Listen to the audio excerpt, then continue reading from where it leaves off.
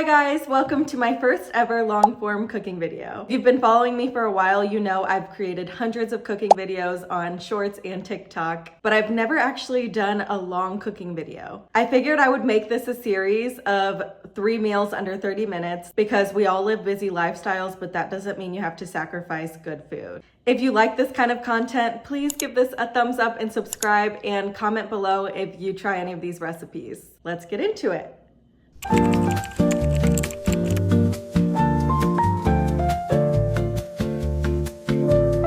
To start out this comforting one-pot meal, you're going to preheat the oven to 425. While the oven is preheating, go ahead and chop up your onion, carrot, and mushrooms. This is truly the perfect meal on a cold day. It's extremely savory, and I'm a huge fan of a one-pot meal. I've never made a traditional pot pie, but I really can't imagine it being better than Pillsbury biscuits. I love the flaky layers, and I feel like I need more than just a pie crust. This meal should serve 4 to 6 people, and although I only have 2 people in my home, it's nice to have a lot of leftovers that heat up nicely. Okay, so now that everything is chopped up, we are going to saute these veggies. I just realized I didn't apply the olive oil first, but it still works. You're going to saute this for 2 to 3 minutes and then add 2 tablespoons of butter and salt and pepper and continue to saute until the onions are transparent, probably about 2 to 3 minutes. Then you'll add your ground beef. I always make sure to buy grass-fed beef. And if you're cooking with ground meat regularly, you need to buy this cooking utensil. I'm going to link it in my Amazon storefront below, but it has saved so much time and energy, and I love how it perfectly breaks up the meat. Once the beef begins to brown, add salt, pepper, sage, thyme, garlic powder, and onion powder. I think this is best with fresh sage and fresh thyme, so if you have access to that, definitely get it. You'll let this cook for about 4 to 6 minutes and then add 2 tablespoons of tomato paste. I always have frozen tomato paste in my freezer. After it's all mixed in, add about 1.5 tablespoons of flour and mix that in and let it cook for just another minute before adding 1/2 cup of beef stock. You'll let that simmer again for another 1 to 2 minutes, and then you'll add 2 tablespoons of sour cream. I like to eye it by doing little dollops and visualizing tablespoons. It's great to start measuring with your eyes. It's going to save you so much time cooking in the long run. Now I turned off the heat and I mix everything in, and it looks nice and creamy, and then we're going to top it with the Pillsbury dough biscuits. Try to space them out evenly to cover the mixture, and then you will bake this in the oven for 12 to 15 minutes. I'm going to do 13 minutes, but really you just want the biscuits to be cooked all the way through and gold on the top. This beef and mushroom pot pie generally takes me about 30 minutes total to cook, and it really fills your whole house with this wonderful scent. I especially love the smell of sage and thyme. You can try this recipe with other meats or completely vegetarian. It is so hearty and delicious, and I really feel that Pillsbury biscuits are better than pie crust. What do you guys think?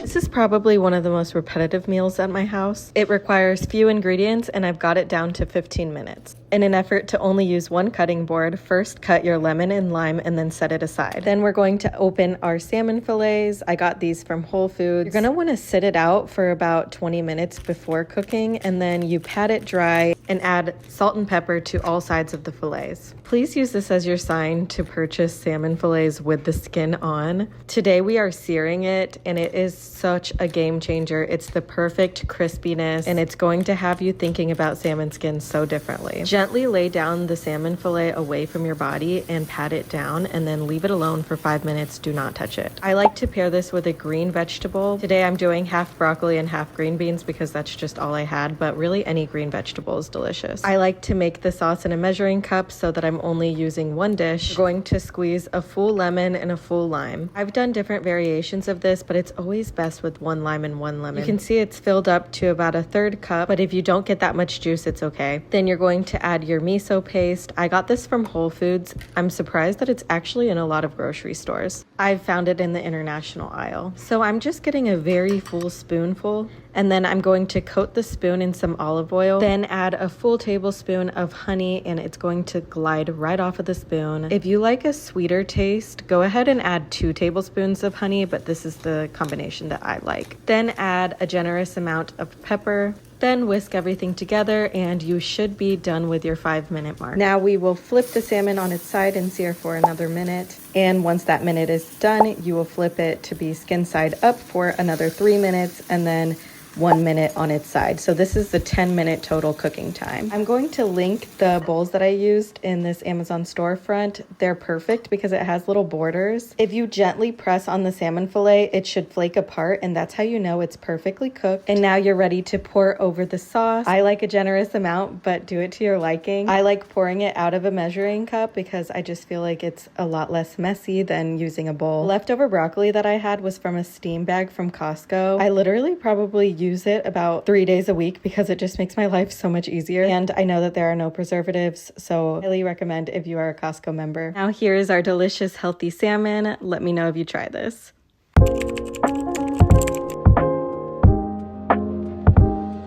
We're going to start by cubing up your chicken. I generally like buying chicken breast strips because I feel like it speeds up the process a little bit. And then you're going to season with salt, pepper, Cajun seasoning, and olive oil and give that a good mix. I like keeping disposable gloves in my kitchen because it saves so much time as far as washing my hands constantly. Now while your chicken rests, go ahead and boil some salted water. Then you're going to cook your cavatappi pasta according to the box instructions. I personally like this shape of pasta for this dish because I feel like the sauce really goes into it. So each bite is super flavorful and delicious, but you can use any pasta. Then to start, you're going to finely dice a yellow onion and saute it in some olive oil. Again, you're wanting the onion to get a little transparent before adding the chicken. The seasoning from the chicken gets all within the dish and it's so delicious. Once the chicken is almost all the way cooked through, you'll add your garlic. This strainer is a game changer. It will also be linked in my Amazon storefront, but it is so convenient. It's adjustable and will fit over any sink. A little hack: if you're using fresh spinach, you can put it in the colander and then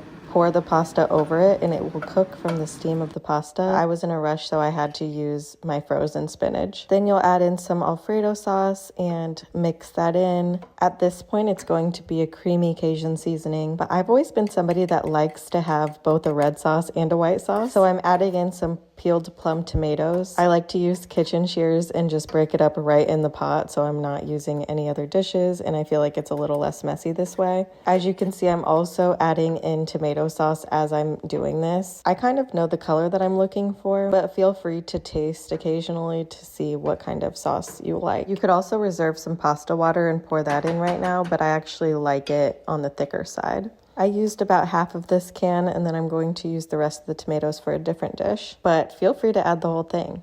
Now you're going to add in the pasta and just fold over the sauce. And as you can see, you're going to have a ton of food from just this one meal. I added some Parmesan cheese. This is also really good with fresh parsley if you have it on hand, but I did not. And I usually like to serve this with garlic bread. It makes for great leftovers. Thank you guys for watching. If you like this kind of content, please give this a thumbs up, subscribe, leave a comment, let me know which recipe you're interested in trying. If this does get traction, I'll make this a series. I look forward to seeing you in the next video.